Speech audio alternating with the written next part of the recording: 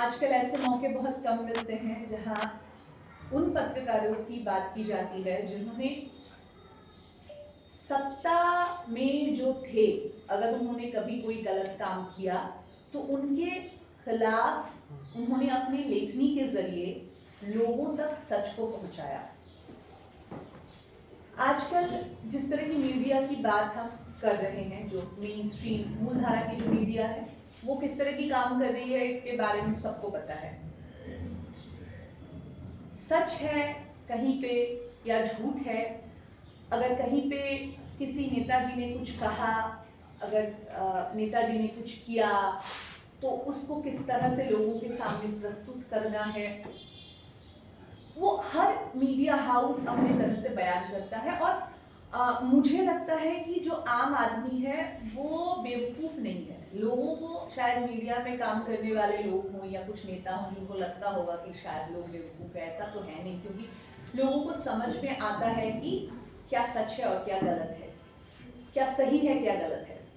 तो हम main stream media क्या कर रही है उस पर मुझे लगता है कि ज़्यादा उस बात पे अगर हम चर्चा करेंगे तो ज़्यादा कुछ निकल के आएगा नहीं, क्योंकि सबको सब कुछ पता है कि हो क्या रहा है आजकल। हम अगर कुछ ऐसे लोगों की बात करें जो इस कठिन समय में भी कुछ ऐसा करने की कोशिश कर रहे हैं जो पत्रकारिता की जो सही परिभाषा है उस पर खड़ी उतरती है। जब हमने पत्रकारिता शुरू की थी, मैंने शुरुआत की थी 2006 में, तो मुझे लगता था कि पत्रकारिता एक ऐसा काम है जिससे हम समाज को बदल सकते हैं, कुछ ऐसा कर सकते हैं ताकि जो आदमी, जो मजदूर वर्ग का आदमी है, जो गरीब तबके का इंसान है, उसके ज़िंदगी में जिस तरह की दिक्कतें हैं अगर हम उसको खबर के जरिए आम लोगों तक पहुंचाएंगे तो शायद कुछ ना कुछ बदलाव आएगा, ये था जहन में।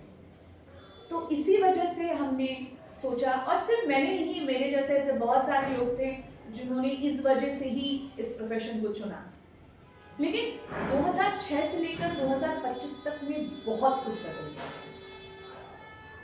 तो उस बदलाव के बीच पहले जब हम पत्रकार कोई भी कहीं पे जाता था, कहीं पे पहुंचता था, उसको बहुत सम्मान के नज़र से देखा जाता था। उसके पीछे का कारण है कि लोगों को लगता था कि ये लोग समाज को बदलने की एक कोशिश कर रहे हैं और जो सच है उसको दिखाने की कोशिश कर रहे हैं। तो एसपी सिंह जो है वो उन्हीं पत्रकार में से एक पत्रकार है, और यही एक वजह है कि आज भी 2025 में भी उन्होंने जो बात उस वक्त कही थी या उन्होंने जिस तरह के काम उस वक्त किए थे, हम उसकी चर्चा आज भी कर रहे हैं।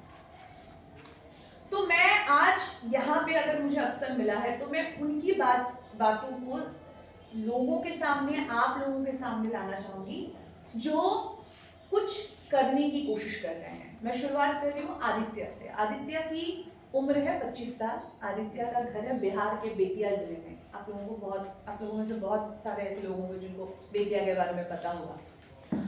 आदित्य महीने में 2 बार अपना अखबार जो है वो निकालते हैं। उनके अखबार का नाम है चंपारण नीति। 2019 में इस अखबार को 2019 से निकालना शुरू किया गया। बहुत सारे लोग जुड़े। फिलहाल अगर 2025 की बात करें तो 17 लोग इसके साथ जुड़े हुए हैं। जब मैं नौकरी करने के लिए आई थी तो हम लोग सैलरी लेके नौकरी करते थे। हमको पता था कि हम काम कर रहे हैं, हमें पैसे मिलेंगे। आदित्य की उम्र महज 25 साल है। आदित्य को कोई पैसा नहीं मिलता है। आदित्य के साथ जो 17 लोग काम करते हैं उन्हें भी कोई पैसा नहीं मिलता है।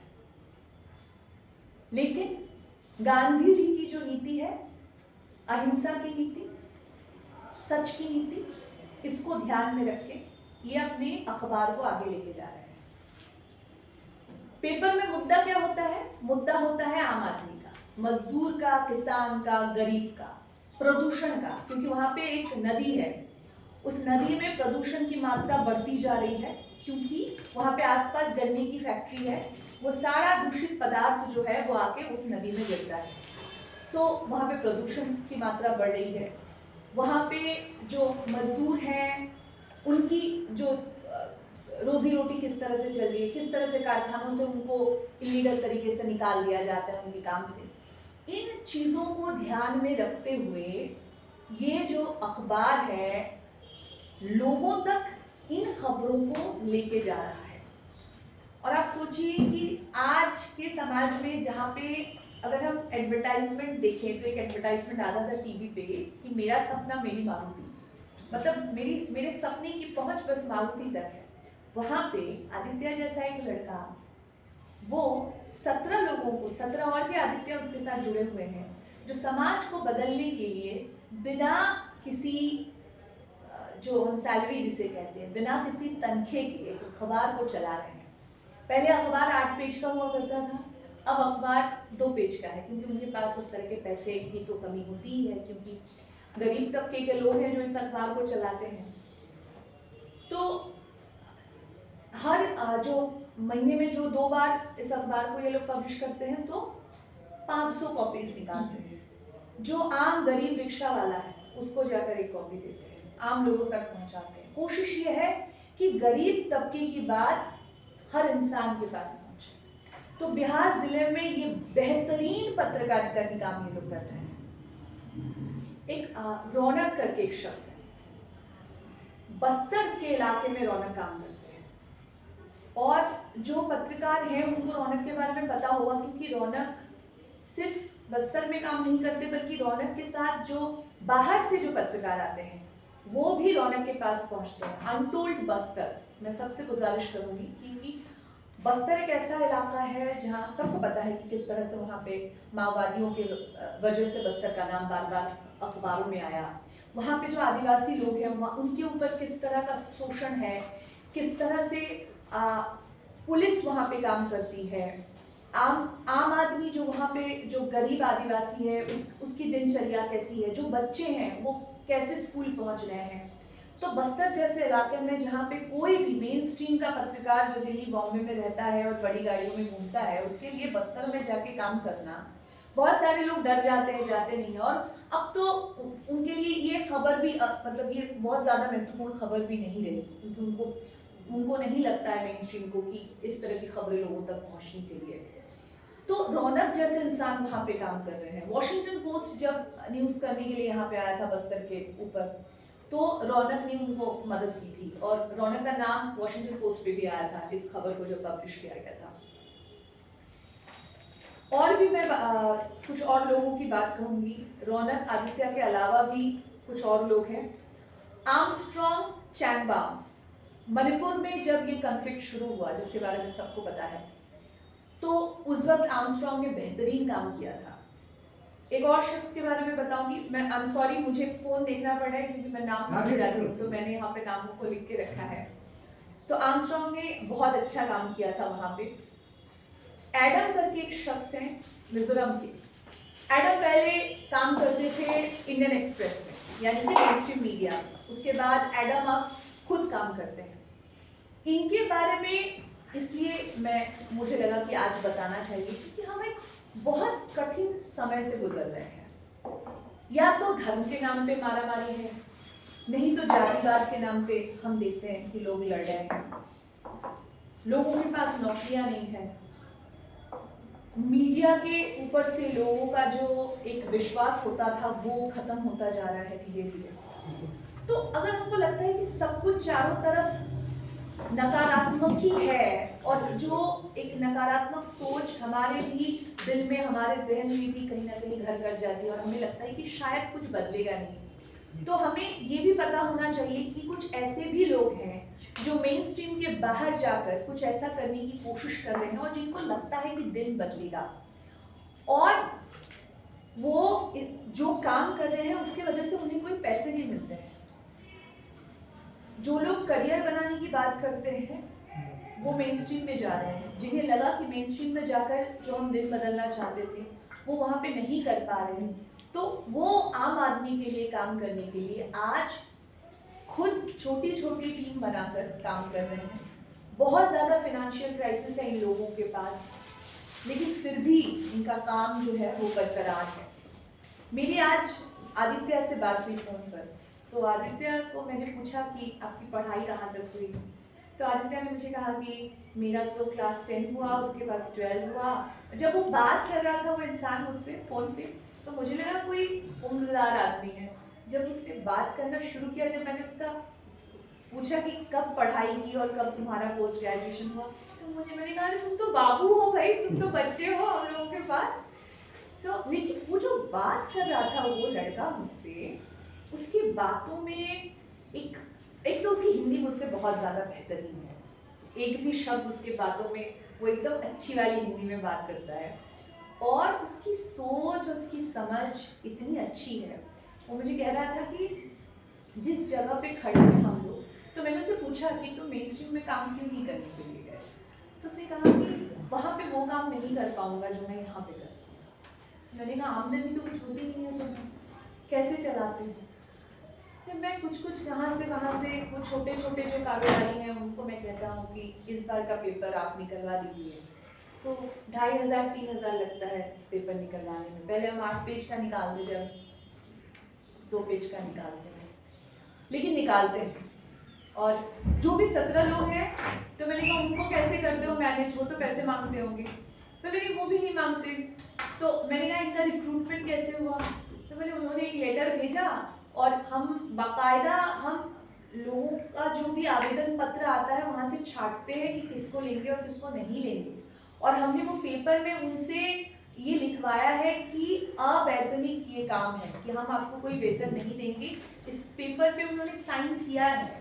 इसका मतलब ऐसे लोग हैं जो साइन करके देते हैं कि हमें पैसे देने की ज़रूरत नहीं, लेकिन हम चाहते हैं कि आम आदमी का जो जो परिस्थिति है, मजदूरों की जो परिस्थिति है, जो रोजी रोटी जो उनको कमाने के लिए जिस तरह की मशक्कत उन्हें करनी पड़ रही है, ये बातें सामने आए। तो रौनक जैसा लड़का, 25 साल का लड़का, तो मेरे लिए तो रोल मॉडल है। मैं तो, मेरा तो दिन उसने, उस लड़के ने आज अच्छा कर दिया। और मुझे बार बार कह रहा था कि गांधी की नीति जो है वो मेरे लिए बहुत महत्वपूर्ण है, तो मैं गांधी की 3 नीतियों के ऊपर अपने पेपर को पब्लिश करता हूँ और यही मुझे आगे करना है। और वो लड़का अब लॉ की पढ़ाई कर रहा है, क्योंकि जब वो इस तरह की खबरें करते हैं जिसमें प्रदूषण का मामला है या कारखाने से लोगों को निकाल देने का मामला है, तो बहुत सारे थ्रेट भी आते हैं उनको। अब तो ऐसे पत्रकार हैं जिनको नेताजी के घर से तोहफे आते हैं, वो पत्रकार हुआ करते थे जिनको थ्रेट मिलता था, तो रौनक उनमें से एक है। तो रौनक लॉ की पढ़ाई इसलिए कर रहे हैं कि उनके पास पैसे नहीं होते हैं कि वो लॉयर से कैसे कंसल्ट करे और कैसे जो कानूनी लड़ाई है उसको जीत के अपने न्यूज़पेपर को चलाते रहे। तो रौनक ने मुझे कहा कि लॉ की जानकारी ज़रूरी है, इसलिए मैं ये पढ़ाई कर रहा हूँ ताकि मुझे पेपर निकालने में मुश्किल ना हो। नो, सॉरी, रौनक नहीं, आदित्य की बात कर रही हूँ। रौनक बस्तर बेस है, आदित्य बिहार।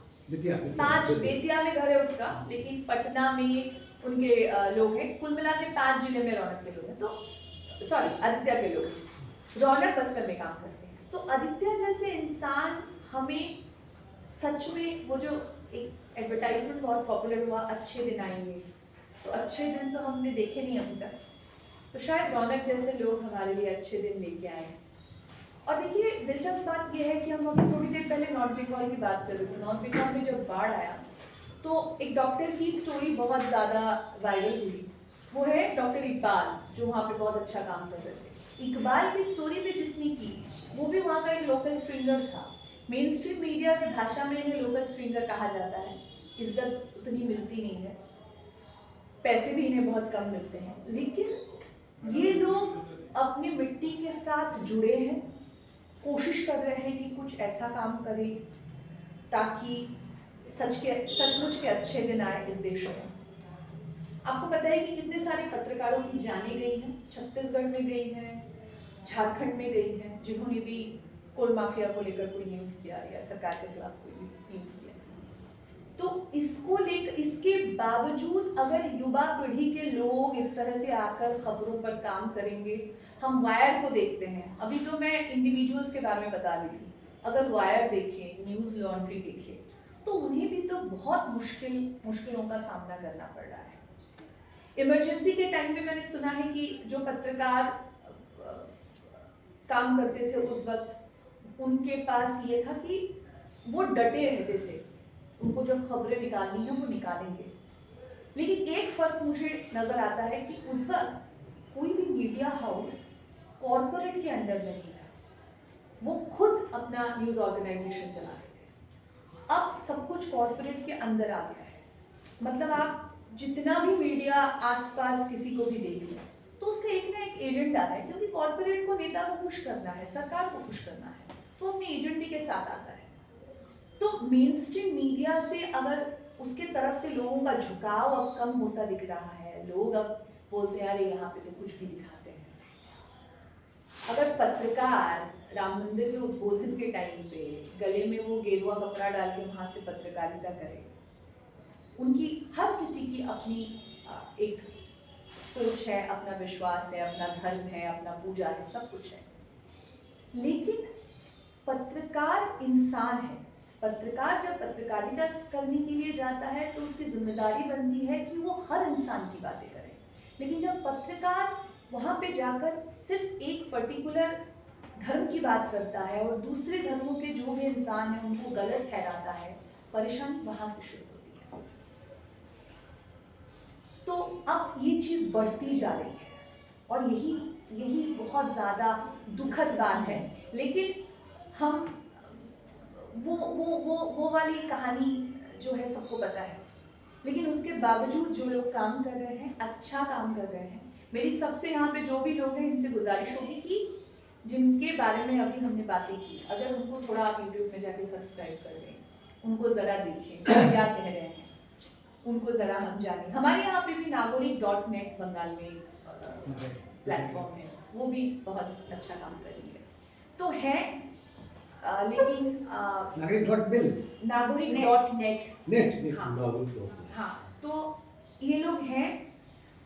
एक और अच्छी बात ये है कि जो रौनक अगर बस्तर में काम करते हैं, आदित्य अगर यहाँ पे काम करते हैं, तो इनका एक कलेक्टिव एफर्ट है। मतलब 17 लोग एक साथ मिलकर चर्चा करते हैं। पहले की पत्रकारिता जो थी ना, तो हमारी जब दिन की शुरुआत होती थी तो हम लोग एक कमरे में बैठ के सब बॉस और जूनियर सब बैठ के चर्चा करते थे कि क्या न्यूज़ करना है आज। आजकल वो सब बंद हो गया है। आजकल कुछ लोग डिसाइड करते हैं, पत्रकार को बोलते हैं यहाँ चले जाओ, वहाँ चले जाओ, ये लेके आओ, वो लेके आओ, हो गया, कहानी खत्म। लेकिन ये लोग आज भी कलेक्टिव वे में काम करते हैं। मतलब 10 लोग एक साथ बैठते हैं, चर्चा करते हैं, उसके बाद उस चीज़ को आगे लेके जाते हैं। ये जो सो कॉल्ड बॉस और जूनियर कल्चर जो है, ये भी इन पत्रकारों ने खत्म कर दी है, आदित्य और रौनक जैसे पत्रकारों ने। नॉर्थ ईस्ट की अगर हम बात करें तो मेन स्ट्रीम में किस तरह की नॉर्थ ईस्ट की कवरेज हुई है सबको पता है। लेकिन वहाँ के जो भूमिपुत्र हैं, उन्होंने इतना बेहतरीन काम किया है कि बाद में जाकर मेन स्ट्रीम को भी इनको फॉलो करना पड़ा। तो ये जो टॉपिक है लोकतंत्र में मीडिया का लोकतंत्र, मुझे लगता है कि लोकतंत्र में मीडिया से हम लोग मीडिया का लोकतंत्र पहुंच चुके हैं, जहाँ पे इस तरह के शख्स हमारे सामने आ रहे हैं। बहुत कम लोगों को उनके बारे में पता है। हमें भी ये लगता है कि अरे ये कंटेंट बना के क्या होगा, कौन ही देखेगा। लेकिन अगर 4 लाख उस तरफ खड़े होके गलत को सच मान रहे हैं, तो अगर हम 4 आदमी भी अगर इस तरफ खड़े होके सच को सच कहेंगे तो शायद कुछ बदलेगा।